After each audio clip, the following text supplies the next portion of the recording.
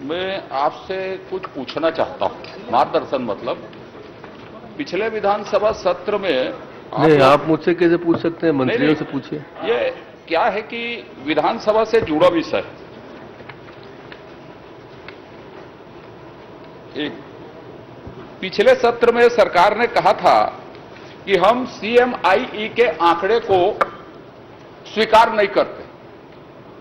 मैंने पूछा था कि 2 करोड़ का विज्ञापन आपने कैसे दे दिया, तो बोले बहुत दे दिया तो दे दिया, हमने नहीं दिया, जनसंपर्क ने दिया है।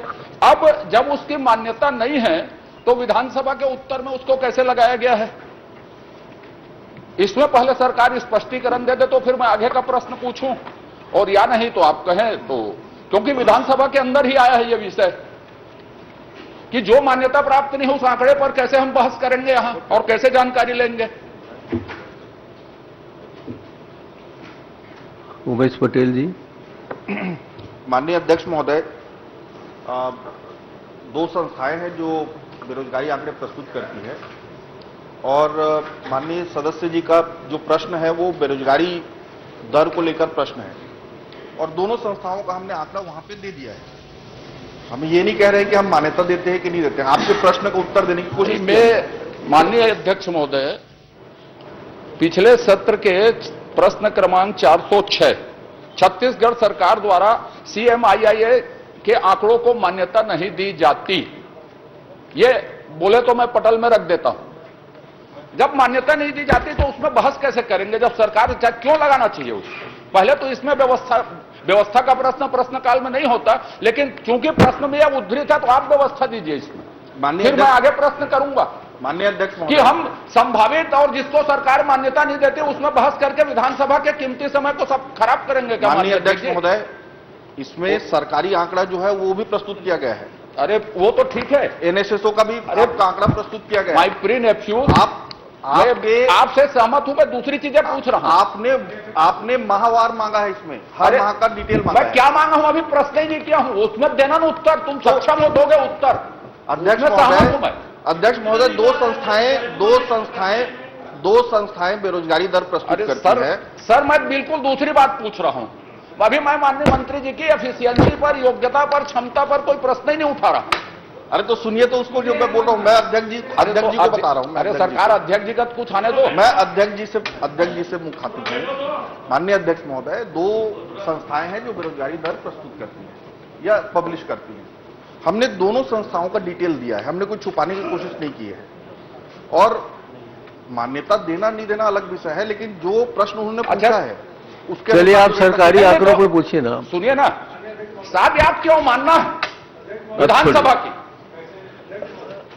चलिए बोलिए। माननीय अध्यक्ष महोदय, आज 19 जुलाई है और डॉक्टर खूबचंद बघेल की जयंती है जी, और इस अवसर पर उन्हें नमन करते हैं, क्योंकि उन्होंने पहली बार छत्तीसगढ़ राज्य की स्थापना की मांग की थी, तो उन्हें विनम्र श्रद्धांजलि। एक मिनट साहब, मांग किसी ने कही होगी, छत्तीसगढ़ शब्द सबसे पहले कोदूराम दलित के काव्य में आया है। छत्तीसगढ़ की मांग धारणा चलिए हो गया ना, लेकिन आज की जयंती इसलिए स्मरण कर दे। चलिए हम सब लोग तकलीफ आपको, ठीक है, प्रश्न तकलीफ नहीं है, प्रश्न काल में हुआ इसलिए खूबचंद जयंती पर, खूबचंद जयंती जी के अवसर पर पूरा सदन उन्हें नमन करता है। मैं सदन की ओर से उन्हें प्रणाम करता हूं। माननीय अध्यक्ष महोदय, इस छत्तीसगढ़ के स्वप्न दृष्टा निश्चित रूप से खूबचंद बघेल जी थे, हम उनको नमन करते हैं, उनके श्री चरणों को प्रणाम करते हैं। लेकिन माननीय अध्यक्ष महोदय, खूबचंद बघेल जी के उन सपनों को अगर किसी ने साकार किया है तो अटल बिहारी वाजपेयी ने किया था। माननीय अध्यक्ष महोदय, आपने नहीं पुकारा तो भी मैं खड़ा हो गया, मान लो खड़े हो जाइए, और सदस्य मान लो प्रसन्नता व्यक्त करेंगे तो सरकारी आंकड़ों को, सरकारी आंकड़ों में ध्यान में रखते हुए उस पर प्रश्न। मैंने आप सरकार को कोई निर्देश नहीं देंगे, अधिकारी मैं दे दूंगा ना, मुझे देना होगा। अभी 3 दिन में कितना? माननीय अध्यक्ष महोदय, प्राइवेट आंकड़ा हो या सरकारी आंकड़ा हो, मैं दोनों में बहस करूंगा। जब विधानसभा के पटल में आ गए, मैं तो अपनी जानकारी बढ़ाने के लिए पूछ रहा था। ठीक है। आप माननीय मंत्री महोदय ये बताने का कष्ट करें, ये पंजीकृत बेरोजगार को चयन करने की प्रक्रिया क्या है?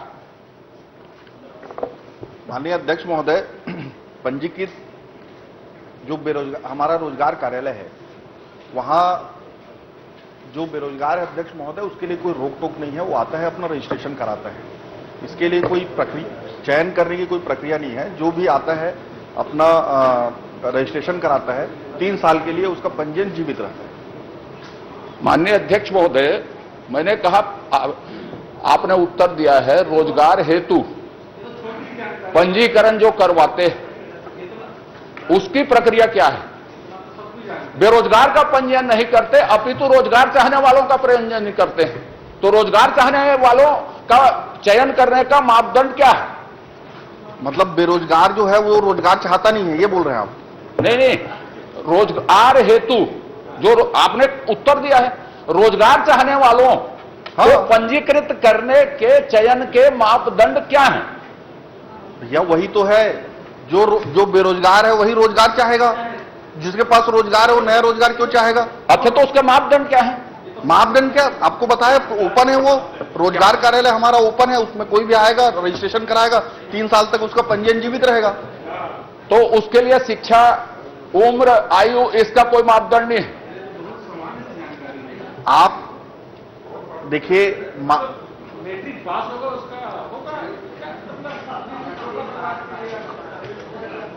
बताइए ना, बताइए, मैं सुन रहा हूं। जो रोजगार कार्यालय है उसमें व्यक्ति आएगा, अपने जो उसमें मापदंड दिए हैं उस मापदंड के अनुसार वो रजिस्ट्रेशन कराएगा, और जो मापदंड में आएगा उसका रजिस्ट्रेशन जीवित सर, रहेगा। वो बात सुन ली मैंने, प्रशंसा भी कर दी। मैंने ये कहा मापदंड में जो आएगा करवाएगा, तो उम्र की, शिक्षा की, वय की किसी की कोई जरूरत नहीं है, खुला बाजार है। मैं जाऊंगा तो मैं भी करवा सकता हूं। मैं ये पूछ रहा हूं। ये माननीय अध्यक्ष महोदय नवंबर के बाद भी करा सके। थोड़ा यार बैठना, गंभीर बात तो समझ में आए नहीं। आगे करवानी पड़ेगा आप कोई मापदंड उसका होगा इच्छुक चाहने वाले का, यह बता दीजिए ना। उम्र होगी, शिक्षा होगी, जात होगा, समाज होगा, कि इसको SC ST को हम विशेष छूट इसमें देते हैं, उम्र में देते हैं, किसी में देते हैं, कोई ऐसी चीज हो तो बता दीजिए। पूरे छत्तीसगढ़ के बेरोजगारों को फायदा होगा। अध्यक्ष महोदय, इसके लिए कोई क्वालिफिकेशन या कोई जातिगत कोई इस तरह का कोई मापदंड नहीं है। जो व्यक्ति अपने आप को बेरोजगार समझता है वो आता है पंजीयन कराने। कुछ फार्म तो भरता होगा भैया, इनकी भाषा ही बदल गई। फार्म में कुछ होगा ना, उम्र क्या है, पढ़ा कि लिखा क्या है, लेकिन वो कुछ मापदंड नहीं है, वो डिटेल है। जैसे डिटेल देता है ना, मापदंड नहीं है। देता है ना detail. Chandrakar ji are very confuse. This मैं- इज वेरी क्लियर, एक- simple procedure. Any person is matric pass, आपका नाम भी बदल गया है। होने दीजिए। यही रजिस्टर्ड टू रोजगार का। अब आप कहेंगे मुझे आगे कि हुल्लड़ मत करिए करके। हम लोगों को बोलते हैं तो हुल्लड़ शब्द इस्तेमाल हो मैंने जाता है। हुल्लड़ शब्द नहीं कहा, अब इधर से हो जाता है। मैंने आपको मैं आपको यह कह रहा हूं कि वो मापदंड नहीं जो शब्दावली इस्तेमाल कर ले। उम्र, शिक्षा, समाज, इसका कोई मापदंड है? और यदि नहीं है तो क्या मैं अपना पंजीयन जाके करवा सकता हूं क्या? माननीय अध्यक्ष जी, जब ले हमारे सरकार माननीय अध्यक्ष महोदय, नवंबर के बाद करना पड़ेगा। एक्सपायरी लोगों का कहीं रजिस्ट्रेशन नहीं होता है रोजगार कार्यालय में।